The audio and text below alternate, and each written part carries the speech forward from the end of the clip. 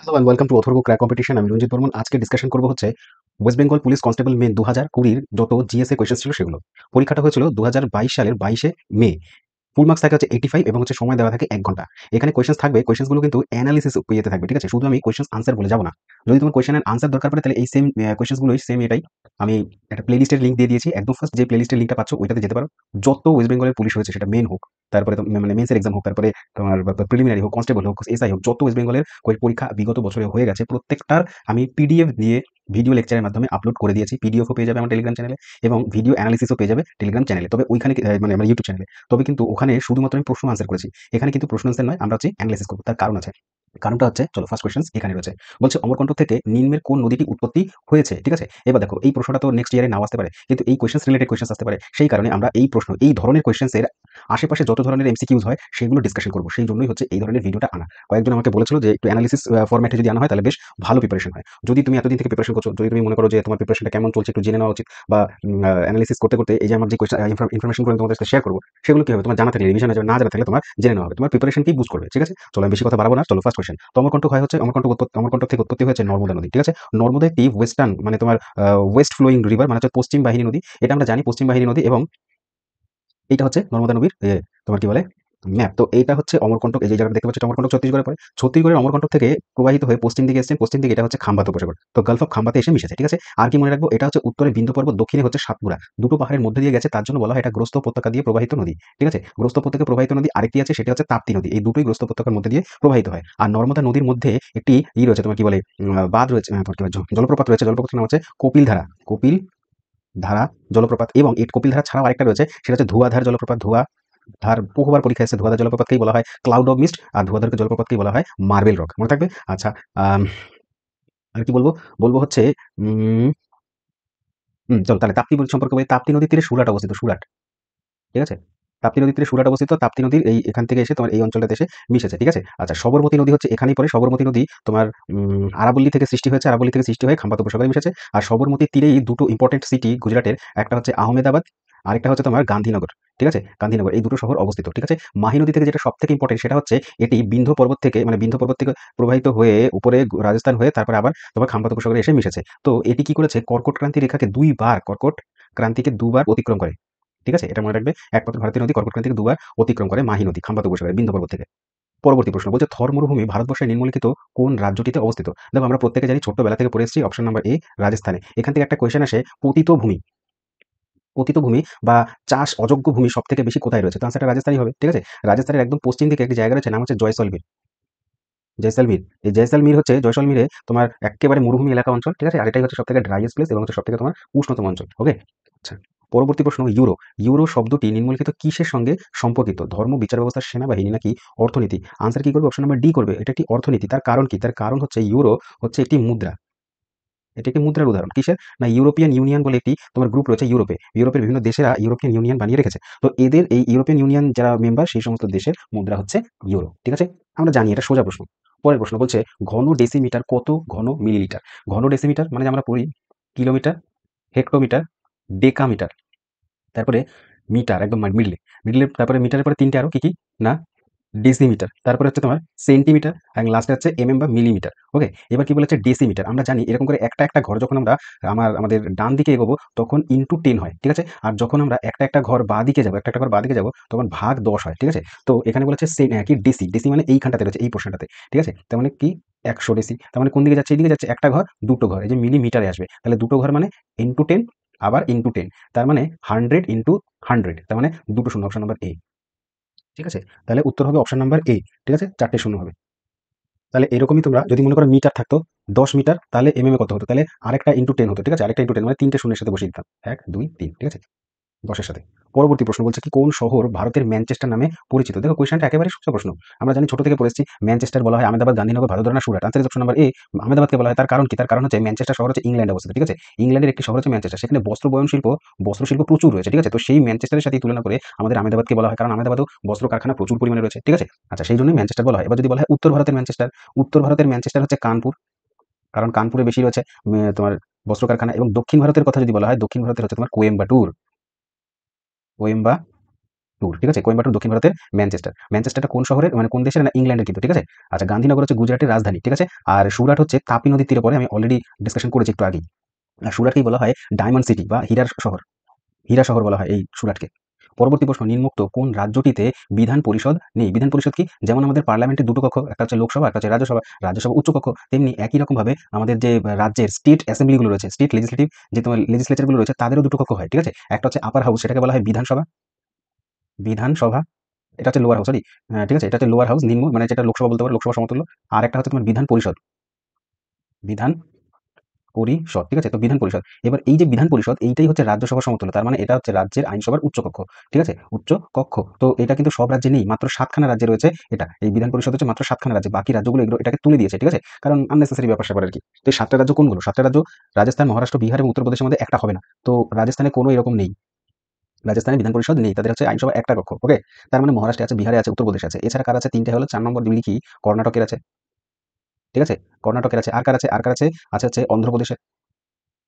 অন্ধ্রপ্রদেশ। অন্ধ্রপ্রদেশের সাথে, সাথে মনে রাখবে অন্ধ্রপ্রদেশ থেকে ভেঙে বাড়িয়েছিল তেলেঙ্গানা। তেলেঙ্গানারে রয়েছে, ঠিক আছে? আর ৭ নম্বর মনে রাখবে জম্মু অ্যান্ড কাশ্মীর। ইদানিং ভোটও হয়েছে কিন্তু, ঠিক আছে? এই বছর ২০২৪ এ। তো এই ৭ খানা রাজ্যের বিধান পরিষদ দেখা যায়। মনে থাকবে পশ্চিমবঙ্গেরও বিধান পরিষদ ছিল, কিন্তু আমরা ১৯৬৯ সালে এটাকে ডিলিট করে দিই পশ্চিমবঙ্গেরটা। পরবর্তী প্রশ্ন কি বলছে? বলছে ফেব্রুয়ারি, মার্চ ফেব্রুয়ারি, মার্চ নাগাদ ২০২২ সালে নিম্নলিখিত কোন রাজ্যটিতে নির্বাচন হয়েছে? তাহলে বিধানসভা নির্বাচিত হয়েছে, এই কোয়েশ্চেনটা ২০২২ এসছে। তাহলে নিশ্চয়ই এইবারও আসতে পারে। তাহলে তুমি মনে রাখো ২০২৪ এ কিছুদিন আগে ইলেকশন শেষ হয়েছে জম্মু কাশ্মীরের, হরিয়ানার, ঠিক আছে? অ্যান্ড হচ্ছে এই ইদানিং হচ্ছে মহারাষ্ট্রের ভোট হচ্ছে এখন আমি যখন ভিডিও রেকর্ডিং করছি। তোমরা যখন দেখবে তখন মহারাষ্ট্রের ভোট হয়ে গেছে আরকি, ঠিক আছে? তো এই ৩ টে রাজ্যের ভোট কিন্তু কমপ্লিট হলো। নেক্সট, বাংলার আকবর কাকে বলা হয়? বাংলার আকবর কাকে বলা হয়? এটা বেসিক একটা কোয়েশ্চেন, খুব পরীক্ষায় রিপিটেডলি দেয় আরকি। শশাঙ্ক, ইলিয়াস শাহ, হুসেন শাহ নাকি Pratapaditya? The answer is option number C, Hussain Shah. Hussain শাহকে বলা হয় বাংলার আকবর। এবার বাংলার আকবর হুসেন শাহকে বলা হয়, কিন্তু কাশ্মীরের আকবরকে বলা হয়েছে বলতো? জৈনুল আবেদিন। জৈনুল আবেদিন, ঠিক আছে? আর কি? জৈনুল আবেদিন কাশ্মীরের আকবর। আর হচ্ছে সুলতানি যুগের আকবর কাকে বলা হয়? ফিরোজ শাহ তুগলককে বলা হয়। তুগলক, কোন তুগলক? ফিরোজ শাহ তুগলক কিন্তু, ঠিক আছে? মনে থাকবে এই ৩ জন নাম মনে রেখে দিও। শশাঙ্ক হচ্ছে ভারতবর্ষের ১ম সার্বভৌমত্ব রাজা। হ্যাঁ? তার ক্যাপিটাল হচ্ছে মানে গৌড়ের রাজা ছিলেন তিনি, ঠিক আছে? তার রাজধানী কি? তার রাজধানী হচ্ছে কর্ণসুবর্ণ। নেক্সট কোয়েশ্চেন কি বলছে? বলছে যে সানি ডেজ কোন বিখ্যাত ক্রিকেটারের আত্মজীবনী? সানি ডেজ কোন বিখ্যাত ক্রিকেটারের? এটা স্ট্যাটিক জিকে থেকে কোয়েশ্চেন এসেছে, ঠিক আছে? তো স্ট্যাটিকের পার্ট কিন্তু স্ট্যাটিকেরই পার্ট, কিন্তু হচ্ছে কোনটা? Books and authors. তাহলে অনেকের না কোয়েশ্চেন মানে একটা মাইন্ডে থাকে যে এই কোয়েশ্চেনটা পড়বো না, এটা আসবে না। আসলেও আমি এটা ছেড়ে ওটা টাফ। দেখো এই ধরনের মাইন্ডসেট যার রয়েছে তাহলে ইমিডিয়েটলি চেঞ্জ করে ফেলো। তার কারণ হচ্ছে এখন দিন, দিন যত যাবে তত কিন্তু কম্পিটিশন ভীষণ হাই থেকে হাই হবে। তার কারণ পশ্চিমবঙ্গের চাকরির বাজার একেবারেই খারাপ, ঠিক আছে? তো সবাই কিন্তু প্রিপারেশন করছে, দীর্ঘদিন থেকে প্রিপারেশন করছে। তাই একটা প্রশ্ন তোমার জন্য ইম্পোর্টেন্ট। আসবে না কেউ বলেনি। যে কোনো প্রশ্ন আসতে পারে, সব পরীক্ষাতে আসতে পারে, ঠিক আছে? তাই পরীক্ষা কিন্তু এরকম বেছে, বেছে হয় না। পরীক্ষার কোয়েশ্চেন সব জায়গাতে আসে, ঠিক আছে? তো এই ধরনের স্ট্যাটিক জিকে কোয়েশ্চেন কিন্তু আসবে। আর একটা প্রশ্ন ছেড়ে দেওয়া মানে কিন্তু তুমি ১ নম্বর পিছিয়ে গেলে, আর ১ নম্বরই তোমাকে কিন্তু তোমার কাট অফ থেকে পিছিয়ে দিতে পারে, ঠিক আছে? আর এই ১ নম্বরই তোমাকে কাট অফের আগে করে দিতে পারে, বুঝলে? তো সেই জন্য কিন্তু এই ধরনের কোয়েশ্চেন কিন্তু তোমাকে অবশ্যই করে যেতে হবে। ওকে? সানি ডে কার? সুনীল গাভাস্কার, গুন্ডাপ্পা বিশ্বনাথ, মহেন্দ্র সিং ধোনি নাকি কপিল দেব? তো আনসার কি হবে? দেখো আনসার হচ্ছে সুনীল গাভাস্কার। সুনীল গাভাস্কারই হচ্ছে সানি ডে। তার কারণ হচ্ছে সানি তাকেই বলা হয়, ঠিক আছে? সানি মানে সুনীল গাভাস্কারের একটাই ডাক নেম। সুনীল গাভাস্কারের আরো কিছু বই আছে, যেমন আইডিয়ালস, রানস অ্যান্ড রুইন্স, এটা ভীষণ ইম্পর্টেন্ট। রানস অ্যান্ড রুইন্স, ঠিক আছে? আর 86 এ বেরিয়েছিল হচ্ছে তোমার ওয়ান ডে ওয়ান্ডার্স, ঠিক আছে? এরপরে আছে কপিল দেব। আমরা জানি কপিল দেব হচ্ছে ১৮০০ নয় ১৯০০, ১৯৮৩ সালে যে ওয়ার্ল্ড কাপ হয়েছিল লন্ডনে, সেই ভারত ১ম ওই ওয়ার্ল্ড কাপটাই জিতেছিল, লন্ডন ওয়ার্ল্ড কাপটা। হয়েছিল কোথায়? লর্ডসে। এই ধরনের কোয়েশ্চেন এসছে প্রিভিয়াস ইয়ারে যে কোথায় হয়েছে, ঠিক আছে? লর্ডসের মাঠে হয়েছিল কিন্তু, ঠিক আছে? তো কপিল দেবের কিছু বই আছে, যেমন my style, straight from the heart, এটা ইম্পর্টেন্ট, এটা পরীক্ষায় এসেছিল, ঠিক আছে? আর লাস্ট বই হচ্ছে উইথ দ্য শিক্স, ঠিক আছে? ২০১৯ এ, ওকে? আর তার বাড়ি হচ্ছে কিন্তু হরিয়ানাতে কপিল দেবের। মহেন্দ্র সিং ধোনি তো সবাই জানি, আমরা এটা দেখেছি ২০১১ সালে তিনি ফাইনাল জিতেছেন। নিম্নোক্ত কোন রাজ্যটি আয়তনের নিরিখে ভারতবর্ষের বৃহত্তম? আয়তনের দিক থেকে রাজস্থান, মহারাষ্ট্র, বিহার নাকি উত্তরপ্রদেশ? তো উত্তর হবে আয়তনের দিক থেকে রাজস্থান বড়, ওকে? আগে মধ্যপ্রদেশ ছিল, তার কারণ হচ্ছে মধ্যপ্রদেশে থেকে হচ্ছে ছত্তিশগড় ভেঙে বেরিয়ে যায়, যার জন্য এখন মধ্যপ্রদেশকে সেকেন্ড নম্বরে চলে গেছে, রাজস্থান ১ নম্বরে চলে এসেছে, ঠিক আছে? আর যদি বলতো জনসংখ্যা অনুযায়ী, তাহলে উত্তর করতাম উত্তরপ্রদেশ, ঠিক আছে? যেমন এখানে দেখো এই লিস্টটা, রাজস্থান ১ নম্বরে আসে এরিয়া ওয়াইজ, ঠিক আছে? দেন হচ্ছে মধ্যপ্রদেশ, তারপরে মহারাষ্ট্র, ৪ নম্বরে আসে হচ্ছে উত্তরপ্রদেশ, ওকে? আর পশ্চিমবঙ্গের স্থান হচ্ছে ১৩তম এরিয়া ওয়াইজ। পশ্চিমবঙ্গ হচ্ছে আমরা ১৩তমতে আসি, আর জনসংখ্যা অনুযায়ী ৪ নম্বরে আসি, ঠিক আছে? জনসংখ্যা অনুযায়ী ৪ নম্বরে আসি। জনঘনত্বে সেকেন্ড নম্বরে আসি। জনঘনত্বে আমরা সেকেন্ড নম্বরে আসি, ঠিক আছে? বিহারের পরে। পরবর্তী প্রশ্ন বলছে মুঘল আমলে প্রচলিত মনসবদারি ব্যবস্থা কিসের সঙ্গে যুক্ত? মনসবদারি ব্যবস্থা কিসের সঙ্গে যুক্ত? দেখো অপশনগুলো না সেম আগের। মানে কি বলবো আর, কাদের বসিয়ে রেখেছে ওখানে? মানে টাইপও করতে চায় না। যেই সেম অপশনই ওখানটাতে একই কোয়েশ্চেন ৩-৪ টা কোয়েশ্চেনের মধ্যে রেখে দিয়েছে। এটা গেল সেকেন্ড। আমি অপশন তুমি দেখবে পরে এই সেম কোয়েশ্চেনই থাকবে। মানে সেম অপশনই থাকবে। কোয়েশ্চেনটা শুধু আলাদা। হ্যাঁ? তো মনসবদারি ধর্ম, বিচার ব্যবস্থা, সৈন্যবাহিনী নাকি অর্থনীতি? মনসবদারি হচ্ছে সৈন্যবাহিনীর সাথে যুক্ত, ঠিক আছে? আচ্ছা, আর মনসবদারি হচ্ছে মুঘল যুগের মানেই জিজ্ঞাসা করবে মনসবদারি এই কনসেপ্টটা কোথা থেকে এসেছে? মুঘলদের রুট হচ্ছে মঙ্গোলিয়ার সাথে কিন্তু, ঠিক আছে? মঙ্গোলিয়া সেই মঙ্গল নেতা চেঙ্গিস খান, ঠিক আছে? মনে আছে? তো এই মঙ্গোলিয়া থেকে এই কনসেপ্ট এসেছে। আর এটা নিয়ে এসেছে আকবর, এটা প্রচলন করেছে আকবর। একবার আরেকটা প্রচলন করেছিলেন জাগিরদার। জাইগিরদার, হ্যাঁ? জাইগিরদার সিস্টেমটা তোমার দিল্লির এক সুলতান ছিলেন নাম হচ্ছে ইলতুৎমিশ। তার কনসেপ্ট ইকতা থেকে আনা হয়েছে। ঠিক আছে? ইকতা ব্যবস্থা থেকে জাইগির সিস্টেমটা আনা হয়েছে। এটা খেয়াল রাখবে ইলতুৎমিশের দিল্লি সালতানাত থেকে। আর দুটোই আকবর চালু করেছিল। ওকে? পরের প্রশ্ন বলছে শিশু নিম্নলিখিত কোন ধরনের উদ্ভিদের উদাহরণ? শিশু গাছ হয় লবণাক্ত একেবারেই হবে না তার কারণ আমরা জানি ম্যানগ্রোভের মধ্যে সুন্দরবন যে ভারতবর্ষের বৃহত্তম সুন্দরবন এবং হচ্ছে পৃথিবীর বৃহত্তম ম্যানগ্রোভ এরিয়া হচ্ছে বাংলাদেশ এবং ভারতবর্ষে ছড়িয়ে রয়েছে ম্যানগ্রোভ ফরেস্ট যেটাকে আমরা সুন্দরবন নামে চিনি। ঠিক আছে? আর ভারতবর্ষের সবথেকে বড় হচ্ছে পশ্চিমবঙ্গেই রয়েছে ম্যানগ্রোভ এরিয়া। ওকে? আর পার্বত্য হতে পারে না কারণ হচ্ছে এটা হচ্ছে পাতা ঝরা উদ্ভিদ ক্রান্তীয় পর্ণমোচী। ওকে? ডিসিডুয়াস বলা এটাও কিন্তু অনেক সময় তোমার ইংরেজিতে কোয়েশ্চেন দিয়ে দেবে ডিসিডুয়াস মানে কি? ওকে? এর কিছু রয়েছে তোমার আরো কিছু উদাহরণ যেমন হচ্ছে সেগুন, তারপরে শাল, শিশু, গর্জন, মহুয়া, আমলকি এবং হচ্ছে শিমুল, কুসুম, চন্দন এগুলো প্রত্যেকটা তোমার ক্রান্তীয় পর্ণমোচী উদ্ভিদের উদাহরণ। ওকে? আচ্ছা এই যে চন্দন রয়েছে, চন্দনের যে তোমার চাষ তামিলনাড়ু মানে দক্ষিণ ভারতে প্রচুর পরিমাণে হয়। ঠিক আছে? তাও আবার কি রেড চন্দন মানে রেড স্যান্ডেলউড। ওকে? লাল কালারের। এটা খুবই ইকোনমিক দিক থেকে কিন্তু ইম্পোর্টেন্ট একটি ঠিক আছে? আরেকটা কোয়েশ্চেন দেবে যে আমাদের ভারতবর্ষে কোন বনভূমি সবথেকে বেশি? হ্যাঁ? কোন বনভূমি? না শুষ্ক পর্ণমোচী। পর্ণমোচীও ২ ধরনের, একটা শুষ্ক একটা আর্দ্র। তো শুষ্ক পর্ণমোচী সবথেকে বেশি। আবার জিজ্ঞাসা করবে শুষ্ক পর্ণমোচীর মধ্যে কোন উদ্ভিদ সবথেকে বেশি হয়? তখন উত্তর দেবে সেগুন। ঠিক আছে? টিক এটাকে ইংরেজিতে বলে টিক গাছ। ঠিক আছে? পরবর্তী প্রশ্ন বলছে লিওনেল মেসি বর্তমানে কোন ক্লাবটিতে ফুটবল খেলেন? তো ফুটবল খেলেন কোনটা? অনেকেই ফুটবল প্রেমী রয়েছো। তো তোমরা যারা জানো এটা কিন্তু কমেন্ট বক্সে জানাবে আমাকে যে এখন লিওনেল মেসি কোন ক্লাবের সাথে যুক্ত। অমর্ত্য সেন নিম্নলিখিত কোন বিষয়ে তার অবদানের জন্য নোবেল পুরস্কার পেয়েছেন? এই দেখো সেম অপশন, একই সেম অপশন। ঠিক আছে? দেখবে? এখানে অপশন দেখো। মানে কষ্ট করে টাইপ করেনি এরকম এরা। তো যাই হোক অমর্ত্য সেন হচ্ছে তোমার অর্থনীতিবিদ ছিলেন একজন তাই অর্থনীতিতে নোবেল পেয়েছিলেন। ওকে? কত সালে? না 1998 সালে। এইজন্য তাকে ওই বছরই 1998 এ ভারতরত্নও দেয়া হয়। তাহলে নোবেলও পেয়েছেন তিনি, ভারতরত্নও পেয়েছেন। মনে থাকবে? আর কিসের জন্য পেয়েছিল? ওয়েলফেয়ার ইকোনমির জন্য। Welfare economy. পরবর্তী প্রশ্ন। কি বলছে ভাই? বলছে ইংরেজ সরকারের পেশ করা ইলবার্ট বিল এটি কিসের সাথে সম্পর্কিত? দেখো সেম অপশন। ঠিক আছে? ধর্ম, বিচার ব্যবস্থা, সেনাবাহিনী নাকি অর্থনীতি? উত্তরটা কি দেবে? ধর্ম, বিচার ব্যবস্থা। অপশন নাম্বার বি আনসার বিচার ব্যবস্থা। ঠিক আছে? বিচার ব্যবস্থাতে সম্পর্কিত। তার কারণ মনে করে দেখো 1882 সাল। ঠিক আছে? তুমি পড়েছো 1882 সাল। সে সময় কে ছিলেন? লর্ড রিপন। কে ছিলেন ভাই? লর্ড রিপন। তিনি একটি আইন নিয়ে আসে। আইনটির নাম দেয় ইলবার্ট। তার একটি অফিসার ছিল ইলবার্ট। ঠিক আছে? তার নাম অনুসারে। এর মধ্যে বলা ছিল যে এখন ভারতীয় বিচারকরাও শ্বেতাঙ্গ অপরাধীদের বিচারে সক্ষম। মানে শ্বেতাঙ্গদের বিচার করতে পারবে ভারতীয়রা। আর এতেই শ্বেতাঙ্গরা ক্ষিপ্ত হয়ে যায় যে কি আমরা ব্রিটিশার, আমরা ইউরোপিয়ানস, আমরা প্রচুর পরিমাণে শিক্ষিত কালচারাল ব্যক্তি, আমাদের বিচার করবে ইন্ডিয়ানসরা হতেই পারে না। তো ভারতীয় জাজরা বিচার করতে পারবে না। এই নিয়ে শ্বেতাঙ্গরা প্রচুর পরিমাণে আন্দোলন করে। আর এই আন্দোলনটার নাম ছিল শ্বেতাঙ্গ বিদ্রোহ। ওকে? শ্বেতাঙ্গ বিদ্রোহ। ঠিক আছে? তো শ্বেতাঙ্গ বিদ্রোহ ইলবার্ট বিলের আন্দোলনটাকেই বলা হতো কিন্তু। ঠিক আছে? আর এটা এসেছিল ৮২ তে আর ইলবার্ট বিল অ্যাক্ট পাস হয়েছে ১৮৮৩ তে চেঞ্জ করে। এই ফর্মটাকে চেঞ্জ করে ৮৩ তে পাস হয়। এসেছিল ৮২ তে। কনফিউশন না থাকে। লর্ড রিপন। পরবর্তী প্রশ্ন বলছে কোন রাজ্য দ্বিখণ্ডিত হয়ে ঝাড়খণ্ড রাজ্য গঠিত হয়েছে? ঝাড়খণ্ড রাজ্য। রাজস্থান, মহারাষ্ট্র, বিহার নাকি Uttar Pradesh? Answer is option number C Bihar ভেঙে করা হয়েছে। সালটা ছিল ২০০০ সাল। তিনটে রাজ্য ভেঙে তিনখানা রাজ্য নতুন সৃষ্টি হয়। যেমন বিহার ভেঙে ঝাড়খণ্ড, উত্তরপ্রদেশ ভেঙে উত্তরাখণ্ড। ঠিক আছে? উত্তরাখণ্ডের রাজধানী হচ্ছে দেরাদুন। ওকে? আরেকটা রাজ্য সেটা হচ্ছে তোমার মধ্যপ্রদেশ এমপি ভেঙে ছত্তিশগড়। ছত্তিশগড়। ঠিক আছে? ছত্তিশগড় রাজ্য সবকটাই হচ্ছে তোমার ২০০০ সালে তৈরি হয়েছে। আর একদম নবীনতম রাজ্য আগে ছিল হচ্ছে কে? না ঝাড়খণ্ডই ছিল। যতক্ষণ না পর্যন্ত ২০১৪ সালে তোমার অন্ধ্রপ্রদেশ ভেঙে তেলেঙ্গানা সৃষ্টি হয়। এখন বর্তমানে তেলেঙ্গানাই হচ্ছে নবীনতম রাজ্য। তেলেঙ্গানা। ওকে? আর তেলেঙ্গানা সৃষ্টি হচ্ছে 2nd জুন। ডেট আসে পরীক্ষাতে 2nd জুন। সময়টা হচ্ছে ২০১৪ 2nd জুন। ওইজন্য 2nd জুন হচ্ছে তোমার তেলেঙ্গানা দিবস। পরবর্তী। আর তেলেঙ্গানা তৈরি হচ্ছে শ্রীকৃষ্ণ কমিটির দ্বারা। রেকমেন্ডেশন। শ্রীকৃষ্ণ কমিটি। পরবর্তী বলছে নিচের কোন রাজ্যটি মধ্যপ্রদেশের সঙ্গে কোনো সীমানা নেই? তার মানে জিওগ্রাফির কোয়েশ্চেন এটা। ঠিক আছে? আর জিওগ্রাফি মানেই হচ্ছে ম্যাপ কিন্তু। ম্যাপ। অনেকের আছে নাকশিট করে না ম্যাপ পড়বো না, ম্যাপ পড়ে কি হবে? ম্যাপ বুঝি না। তুমি বোঝো না বোঝো যাই করো না কেন ভাই তুমি পরীক্ষা দিতে এসেছো, তাও আবার কম্পিটিটিভ এক্সাম। তাই কম্পিটিটিভ এক্সামের জন্য কিন্তু ভারতের জিওগ্রাফি মানে ইন্ডিয়ান জিওগ্রাফি তোমাকে পড়তে হবে। আর ইন্ডিয়ান জিওগ্রাফি মানেই মনে হচ্ছে তোমার ম্যাপ। ম্যাপ ভালো করে স্টাডি করতে হবে যে ২৮ টা রাজ্য এবং ৮ টা কেন্দ্রশাসিত অঞ্চল কোথায় রয়েছে এবং তার সাথে কার সীমানা আছে, কার নেই। যেমন এই কোয়েশ্চেনটা। তুমি না যদি ম্যাপ জানো তো কি ছেড়ে দেবে তো কোয়েশ্চেনটা? ছাড়লেই ১ নম্বর গেল। ওকে? তো সেজন্য ম্যাপ করতে হবে। আর যদি ম্যাপ করতে চাও তাহলে নিচে ডেসক্রিপশন বক্সে আমি লিংক দিয়ে দিয়েছি। WBCS এর জন্য আমি গুগলের একটি ক্লাস করিয়েছিলাম। ওখানে খুব সুন্দর করে বেসিক থেকে 0 টু একেবারে তোমার 100 পর্যন্ত আমি ওখানে করিয়েছি পুরো ভারতের ম্যাপটা। ওখানে দেখতে পারো। তাহলে দেখবে সব আন্ডারস্ট্যান্ডিং হয়ে যাবে। যাই হোক প্রশ্নে ফিরে আসি। মধ্যপ্রদেশের সাথে রাজস্থানের সীমানা আছে। একটু আগেই তো দেখালাম। মহারাষ্ট্রের সীমানা আছে নিচের দিকে। বিহারের সীমানা নেই। Answer is option number C. উত্তরপ্রদেশেরও সীমানা আছে। উত্তর দিকে উত্তরপ্রদেশ, মধ্যপ্রদেশের। উত্তরপ্রদেশ, ঝাড়খণ্ড এবং ছত্তিশগড় এরকম একটা ট্রাই জাংশনে রয়েছে। তো বিহার একটু ডিস্টেন্সে পড়ে। পরের প্রশ্ন ১৮৫৩ সালে প্রথম রেলওয়ে চালু হয়েছিল ভারতবর্ষে। তো কোন রাজ্যে চালু হয়েছিল সেটা? রাজস্থান, মহারাষ্ট্র, বিহার নাকি উত্তরপ্রদেশ? এটা বাচ্চা জানে তার কারণ আমরা বাচ্চাবেলা থেকেই এটা পড়ে আসছি যে এটা মহারাষ্ট্রে চালু হয়েছিল। মহারাষ্ট্রের কোন স্টেশন থেকে কোন স্টেশন? এই সেম কোয়েশ্চেনটা নিয়ে ঘুরিয়ে দেবে যে ভারতের প্রথম যাত্রীবাহী ট্রেন কোনটা? যাত্রীবাহী ট্রেন। এইটাই যাত্রীবাহী ট্রেন। ঠিক আছে? তার কারণ ১৮৫৩ সালে মোট ৪০০ জন 400 জন প্যাসেঞ্জার নিয়ে 34 কিলোমিটার 34 কিলোমিটার ট্রাভেল করে ট্রেনটি। কোথা থেকে? বোরি বন্দর থেকে। বোরি বন্দর থেকে থানে।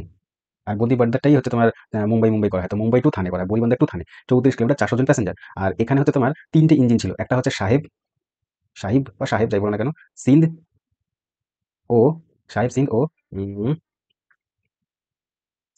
সুলতান।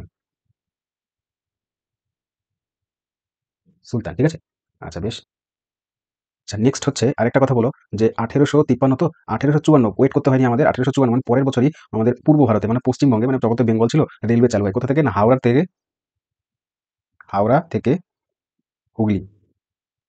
হাওড়া তো হুগলি 1854 সালে, ঠিক আছে? নেক্সট কোয়েশ্চেন বলছে মেঘনাদ বধ কাব্য এটি কে রচনা করেছেন? তো উত্তর কি? মাইকেল মধুসূদন দত্ত, জয় গোস্বামী, কবি জসীমউদ্দিন নাকি হচ্ছে Rabindranath Thakur? Answer is option number A, Michael Madhusudan দত্তের লেখা হচ্ছে তোমার মেঘনাদ বধ কাব্য। খুবই শ্রেষ্ঠ একটি কাব্য, রামায়ণের কাহিনী অনুসারে লেখা হয়েছে এটি। আর একটা জিনিস মনে রাখবে, তারই লেখা শর্মিষ্ঠা।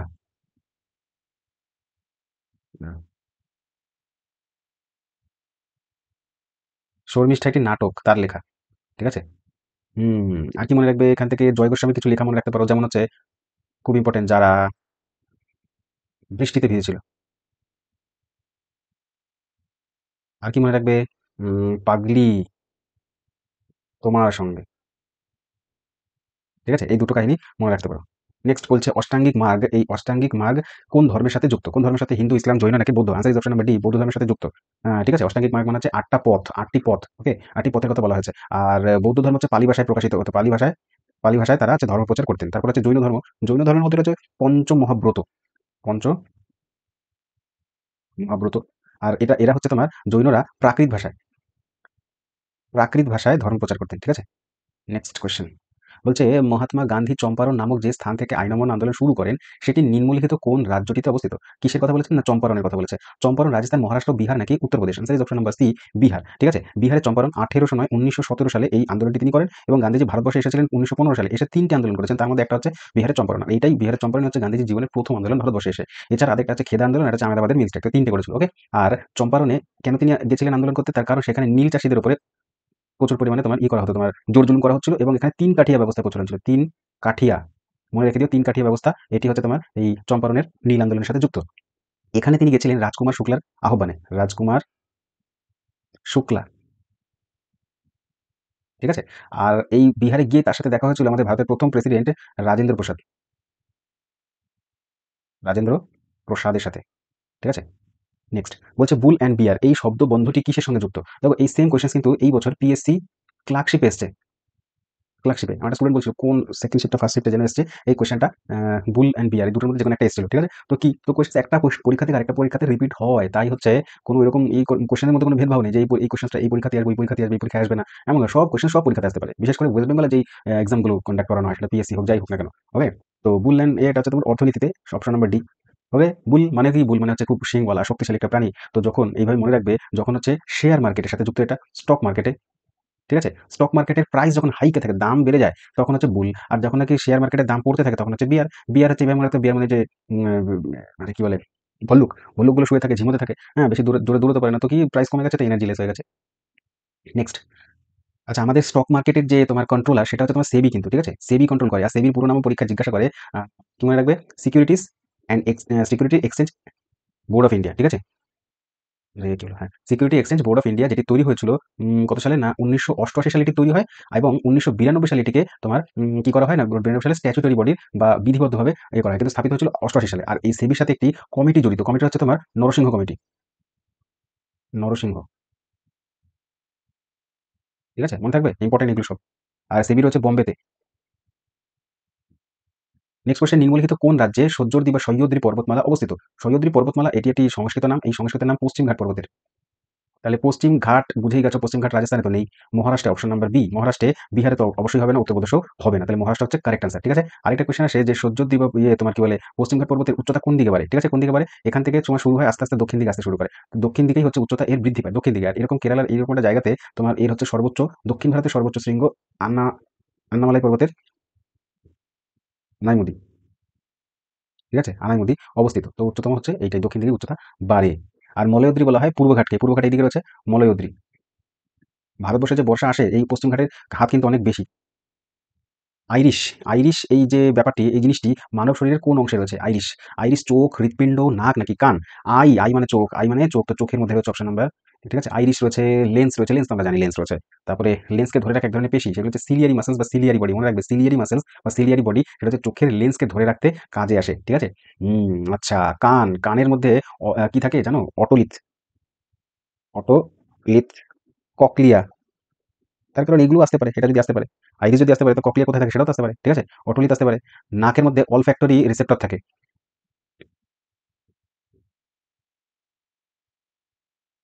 olfactory রিসেপ্টর, এই olfactory একটা স্নায়ু, ঠিক আছে? এই স্নায়ু কি করে? ঘ্রাণ নিতে সাহায্য করে, ঘ্রাণ নিতে olfactory স্নায়ু, ঠিক আছে? আচ্ছা হৃৎপিণ্ড এমন একটা যন্ত্র বা এমন একটা অঙ্গ আমাদের যেটা কোনো দিনও বন্ধ হয় না জন্মের পর থেকে। যদি বন্ধ হয় তাহলে আমরাই আর কি বন্ধ হয়ে যাবো। সেইজন্য হৃৎপিণ্ড জন্মের পর থেকে মৃত্যু পর্যন্ত এটা কাজ করতে থাকে, ঠিক আছে?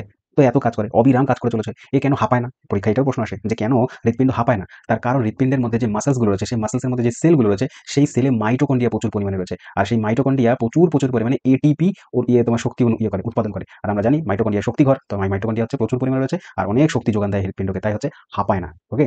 আমাদের বেশি দৌড়াদৌড়ি ছোটাছুটি করলে, ব্যায়াম করলে মাসলসের মধ্যে মানে মাংসপেশির মধ্যে ব্যথা করতে শুরু করে। কেন? তার কারণ ওইখানে হচ্ছে তোমার কি হয়েছে? ল্যাকটিক অ্যাসিড উৎপন্ন হয়। ঠিক আছে? পরীক্ষায় কিন্তু কোয়েশ্চেন আসে যে মাসলসে কি তৈরি হয়? Lactic acid. পরবর্তী প্রশ্ন বলছে নাইট্রিক অ্যাসিডের রাসায়নিক সংকেত কি? নাইট্রিক অ্যাসিডের রাসায়নিক সংকেত অপশন নাম্বার এ NO HNO3, HNO3। এবার মনে রাখবে এইটা কি? এটা হচ্ছে ফেনল। এটা হচ্ছে ফেনলের সংকেত। HCl হাইড্রোক্লোরিক অ্যাসিড, এটা হচ্ছে আমাদের পাকস্থলীতে পাওয়া যায়। ঠিক আছে? পাকস্থলীতে পাওয়া যায় এবং পাকস্থলীতে পাওয়া যায়। আর মনে রাখবে অ্যাকোয়ারিজিয়া, এটি একটি অ্যাকোয়ারিজিয়া, অ্যাকোয়ারিজিয়া হচ্ছে একটা মিশ্রণ। কিসের মিশ্রণ? না নাইট্রিক অ্যাসিড মানে HNO3 এবং হচ্ছে HCl, ঠিক আছে? এটা হচ্ছে তোমার 1:3 রেশিওতে থাকে। মানে 3 রেশিও হচ্ছে HCl মেশানো থাকে হাইড্রোক্লোরিক অ্যাসিড আর 1 হচ্ছে তোমার নাইট্রিক অ্যাসিড মেশানো থাকে। মিশিয়ে অ্যাকোয়ারিজিয়া তৈরি হয়। কি কাজ করে অ্যাকোয়ারিজিয়া? অ্যাকোয়ারিজিয়া কাজ করে হচ্ছে তোমার সোনা গলে যায় এটাতে।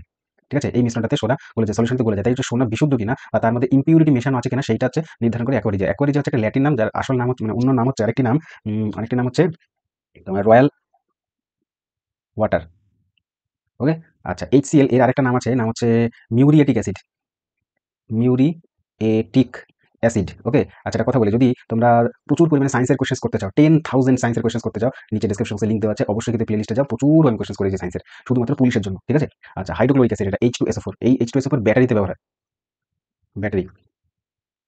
কুইনাইন, কুইনাইন নামক উপক্ষার কোন উদ্ভিদ থেকে পাওয়া যায়? কুইনাইন হচ্ছে সর্পগন্ধা, পেনিসিলিন, সিনকোনা নাকি belladonna? Answer is option number C, cinchona গাছ থেকে পাওয়া যায়। সিনকোনা গাছ থেকে কুইনাইন পাওয়া যায়। কোথা থেকে? সিনকোনা গাছের ছাল থেকে, বার্ক। ঠিক আছে? কোন রোগ? ম্যালেরিয়া রোগের ওষুধ ছাড়ে। ম্যালেরিয়া হচ্ছে তোমার এক ধরনের কি এটা? এক ধরনের প্রোটোজোয়া। কেন বললাম? তার কারণ হচ্ছে এটি ব্যাকটেরিয়া ভাইরাস ঘটিত রোগ নয়, ম্যালেরিয়া প্রোটোজোয়া ঘটিত রোগ। মশা কি করে? অ্যানোফিলিস মশা। অ্যানোফিলিস মশা একজনকে কামড়ে প্রোটোজোয়াকেই অন্য দেহে পৌঁছে দেয়। ঠিক আছে? মশা হচ্ছে বাহক হিসেবে কাজ করে অ্যানোফিলিস। কিন্তু রোগটা সৃষ্টি করে প্রোটোজোয়া। একটা হচ্ছে এই প্রোটোজোয়াটার নাম প্লাজমোডিয়াম, প্লাজমোডিয়াম ফ্যালসিফেরাম। ভাইভ্যাক্স হচ্ছে কমন। ভাইভ্যাক্স এটা হচ্ছে কমন ম্যালেরিয়া। আরেকটা হচ্ছে তোমার প্লাজমোডিয়াম ফ্যালসিফেরাম। এক সেকেন্ড দাঁড়াও। ফ্যালসিফেরাম এটা হচ্ছে মস্তিষ্ক ম্যালেরিয়া সৃষ্টি করে। পরীক্ষায় এসেছিল, আবার আসবে যে মস্তিষ্ক ম্যালেরিয়া সৃষ্টি করে তার জীবাণুটার নাম হচ্ছে প্লাজমোডিয়াম ফ্যালসিফেরাম। এইটা হচ্ছে শিংকোনা গাছ থেকে। শিংকোনা চাষ হয় পশ্চিমবঙ্গের দার্জিলিং এর মংপু নামক জায়গাতে। ঠিক আছে? মংপুতে চাষ হয় দার্জিলিং এর। আর কি মনে রাখবে এখান থেকে? সর্পগন্ধা থেকে রেসারপিন পাওয়া যায়। রেসারপিন, ঠিক আছে? কোথা থেকে? না মূল থেকে। সর্পগন্ধা গাছের মূল থেকে রেসারপিন পাওয়া যায়। আর মনে রাখবে পেনিসিলিন আবিষ্কার করেছিলেন আলেকজান্ডার ফ্লেমিং। ওকে? বেলেডোনা থেকে অট্রোপিন পাওয়া যায়। এট্রোপিন। মনে থাকবে? So thank you very much সম্পূর্ণ ভিডিও দেখার জন্য। আর আমি যতটা পেরেছি এনালাইসিস করার চেষ্টা করেছি। যত পেরেছি আমি তোমাদের ইনফরমেশন দিয়েছি। আমি আরো দিতে পারতাম কিন্তু ভিডিও অনেক বড় হয়ে যেত। দরকার নেই। এই এতটাই ঠিক আছে। এরকম আমরা রোজ ভিডিও লেকচারের মাধ্যমে তোমাদের সাথে আমরা প্রচুর পরিমাণে ইনফরমেশন শেয়ার করব। ঠিক আছে? আর ভিডিওগুলো ভীষণ পরিমাণে হেল্প হবে। তার কারণ পরীক্ষা কিন্তু হুট করে দিয়ে দেবে। আমার যতটা মনে হচ্ছে তোমার ফেব্রুয়ারি মার্চের দিকে কিন্তু এক্সামগুলো কন্ডাক্ট করতে শুরু করবে। তাই প্রিপারেশন এখন থেকেই করতে হবে। ওকে? তো দেখতে থাকো কতটুকু কম্পিটিশন। আর খুব শিগগিরই আরেকটি দুর্দান্ত ভিডিও নিয়ে তোমাদের সাথে হাজির হব। ধন্যবাদ।